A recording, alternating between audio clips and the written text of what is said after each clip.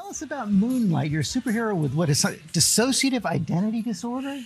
Yes, that's right. Pretty straightforward, right?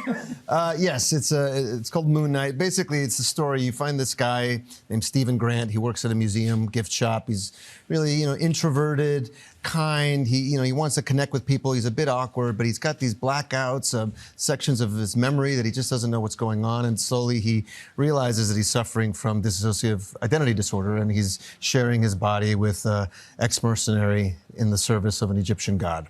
And you talked about how you've added your, is that all? Yeah, one of those basic stories, we've heard 100 times. I was literally hanging on every word. But the Egyptian guy kind of gets you. But in addition to all that, didn't you give him a British accent? Wasn't that your input? And you made it a family affair, because we hear that your brother is your body double. That's right. Well, so one of the big things that happens in the show is that he starts to communicate with his alter, right? The other person that's living inside of him, so Stephen and Mark.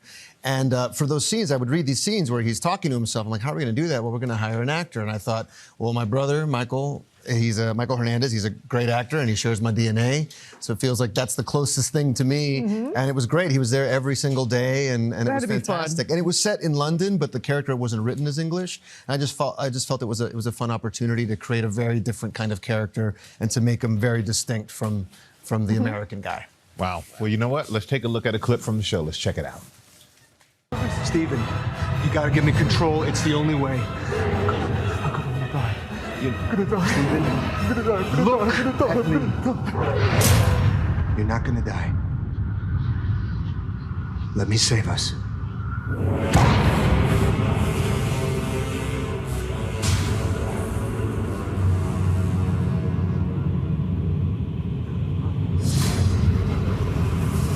He was leaning in. That clip got me like your description. Yeah, I mean, I do want to say one thing. We do treat dissociative identity disorder with a lot of respect. And in some ways, the whole show is an outward expression of his internal struggle with that, And so there was a lot of mental health professionals that we spoke with, a lot of research we did so that it's not just, an element of his backstory, but it's really, the entire thing is really about that. Yeah, smartly done. And so many people excited to see this, as we are, but you shut down the internet.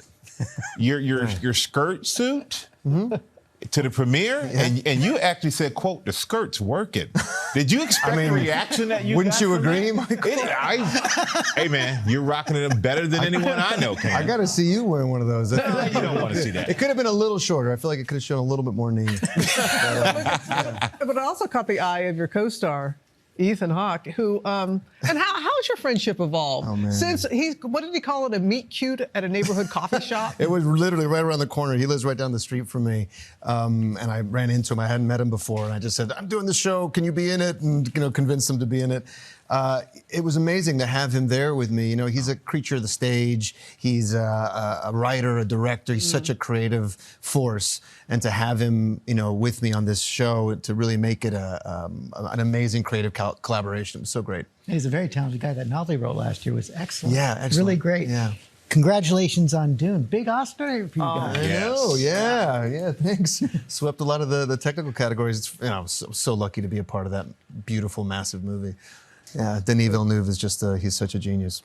Well, congratulations on that. Congratulations on Moon Knight.